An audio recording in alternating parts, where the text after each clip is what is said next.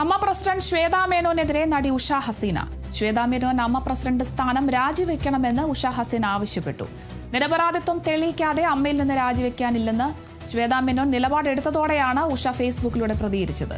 General ബോഡിയിൽ അംഗങ്ങളുടെ മുൻപാകെ രാജിപ്രഖ്യാപനം നടത്തിയാൽ ഇനിയും സംഘടനയിൽ കടിച്ചു തൂങ്ങാനാണ് ഉദ്ദേശമെങ്കിൽ തങ്ങൾ സ്ത്രീകൾ സംഘടിച്ച് അമ്മയുടെ ഓഫീസിന് മുന്നിൽ സത്യാഗ്രഹം നടത്തുമെന്നും ഉഷ വ്യക്തമാക്കി. ഒരു പാവം പെൺകുട്ടിയെ കൂട്ടത്തോടെ ആക്രമിച്ച കമ്മിറ്റിയാണിത്. വുമൺ കാർഡ് പറയാൻ ഒരു യോഗ്യതയും ആ കമ്മിറ്റിക്കില്ല. 10 മാസം കൊണ്ട് തന്നെ ഞങ്ങൾ ഇത്രയും നാണം കെട്ടു. അത്രയ്ക്ക് നാറിയ കഥകളാണ് ആ ഓഫീസിൽ നിന്ന് പുറത്തേക്ക് വന്നത്.